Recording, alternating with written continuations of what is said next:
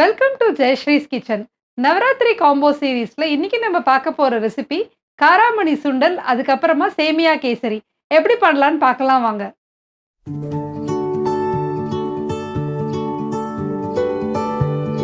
காராமணி சுண்டல் பண்றதுக்கு இங்கே நான் 1/2 கப் காராமணியை 2 மணி நேரம் ஊற வச்சுட்டு அதை வந்து ப்ரெஷர் குக்கர்ல ஒரு 3 விசில், 2 உப்பு, ஒரு சிட்டிகை பெருங்காயம் போட்டு குக்கர்ல 3 விசில் விட்டு வேக வச்சு வச்சிருக்கேன். இங்க இதுக்கு நம்ம ஒரு சுண்டல் பொடி பண்ணிக்க போறோம்.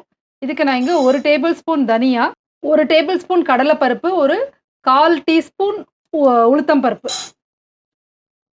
இங்கே ஒரு 1/4 டீஸ்பூனுக்கு வந்து மிளகு, அதுக்கப்புறமா ஒரு சின்ன பிஞ்ச் வந்து வெந்தயம், அதுக்கப்புறம் 2 வத்த மிளகா, எல்லாத்தையும் ஒரு ட்ரை ரோஸ்ட் பண்ணி எடுத்துக்கலாம். இப்போ இது நல்லா வறுபட்டாச்சு. இதை வந்து நான் ஒரு மிக்ஸி ஜாரில் மாற்றிட்டு ஒரு பொடியாக அரைச்சிக்கிறேன். இப்போ இங்கே இந்த பொடியை அரைச்சாச்சு. கொஞ்சம் கோர்ஸாக தான் இருக்கும், இட்ஸ் ஓகே. இப்போ நம்ம சுண்டல் எப்படி பண்ணுங்கிறத பார்க்கலாம்.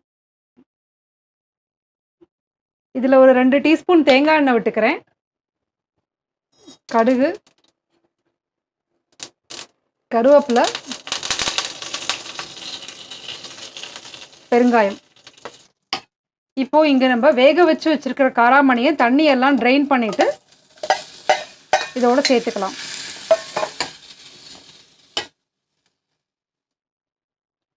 இப்போ உப்பு கொஞ்சம் போட்டுக்கிறேன். இப்போ நம்ம இந்த அரைச்சி வச்சு சுண்டல் பொடி சேர்த்துக்க போகிறோம். சுண்டல் பொடி எவ்வளோ சேர்க்கணுங்கிறது உங்களோட தேவைக்கு ஏற்ற மாதிரி சேர்த்துக்கலாம். நான் இங்கே 2 டீஸ்பூன் சேர்த்துக்கிறேன்.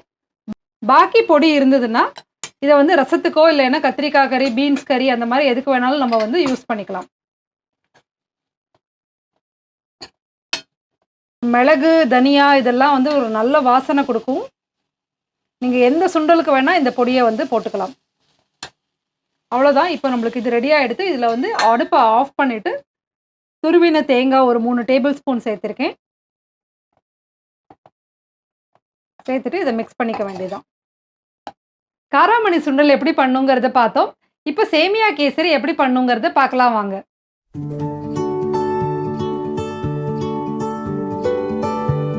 இந்த சேமியா கேசரி பண்ணுறதுக்கு முதல்ல ஒரு 2 டேபிள் ஸ்பூன் போல் நெய்யை வந்து கடாயில் விட்டுக்கிறேன்.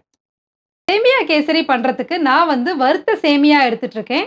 அப்படி உங்ககிட்ட சப்போஸ் வறுத்த சேமியா இல்லைன்னா நார்மல் சேமியாவை நல்லா நெய்யில் போட்டு கோல்டன் ப்ரௌன் ஆற வரையிலும் வறுத்துக்கோங்க. அப்போ தான் வந்து கேசரி வந்து கரெக்டாக வரும். இல்லாட்டினா ரொம்ப ஸ்டிக்கியாக ஒன்றோட ஒன்று ஒட்டின்ட்டு சரியாகவே இருக்காது. ஸோ சேமியாவை வறுக்கிறது வந்து ரொம்ப இம்பார்ட்டண்ட். நான் வறுத்த சேமியா தான் யூஸ் பண்ணுறேன். ஆனாலும் இதை வந்து ஒரு 1 நிமிஷம் வறுத்துக்கலாம். நான் முன்னாடியே முந்திரி பருப்பை நெய்யில் ரோஸ்ட் பண்ணி எடுத்து வச்சுருக்கேன். அதனால இதில் நான் வறுத்துக்கலை.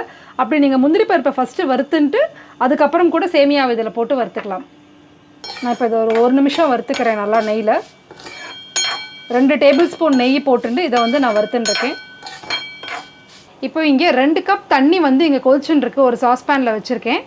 இந்த 2 கப் தண்ணி நல்லா கொதிக்கட்டும். நம்ம வந்து இதுதான் வந்து சேமியாவுக்கு போட்டு வேக வைக்க போகிறோம்.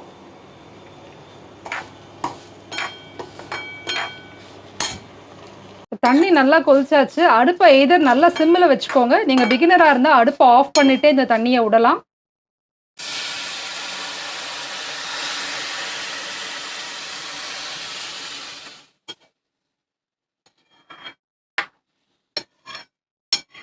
இப்போ இந்த சேமியா இதில் நல்லா வேகட்டும். வெந்து தண்ணி எல்லாம் நல்லா உறிஞ்சிக்கும். அது வரலும் நம்ம இதை குக் பண்ணிக்கலாம். இப்போ பார்த்தீங்கன்னா சேமியா நல்லா வெந்தெடுத்து தண்ணியெல்லாம் நல்லா இழுத்துன்னு எடுத்து சேமியா கேசரிக்கு இப்போ வந்து நம்ம சுகர் ஆட் பண்ண போகிறோம். சேமியா வந்து நல்லா வெந்ததுக்கு அப்புறம் தான் சர்க்கரை ஆட் பண்ணணும். அப்படி வந்து சேமியா சரியாக வேகாமல் சுகர் ஆட் பண்ணிட்டோன்னா ரொம்ப ரப்பரியாக ஆகிடும் டெக்ஸ்சர். அதனால எப்போவுமே வந்து சேமியா வந்து கம்ப்ளீட்டாக வெந்ததுக்கு அப்புறமா சுகர் ஆட் பண்ணுங்கள்.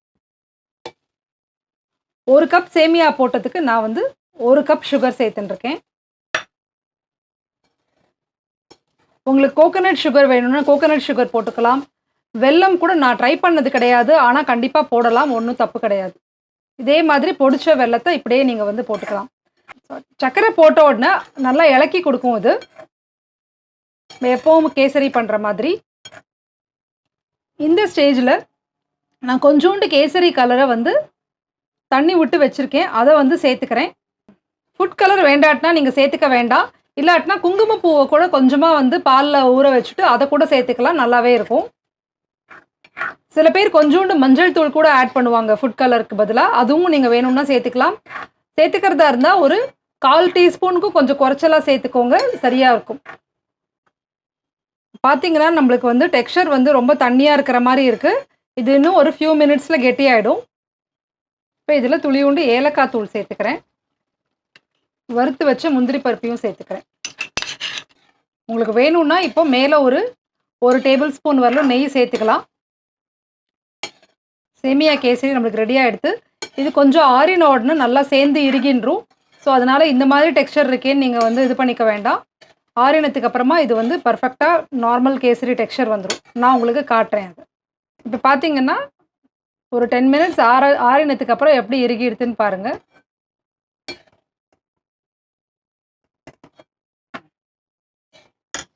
நவராத்திரி காம்போ சீரீஸில் இன்றைக்கி நம்ம சேமியா கேசரி அதுக்கப்புறமா காராமணி சுண்டல் எப்படி பண்ணுங்கிறத பார்த்தோம்.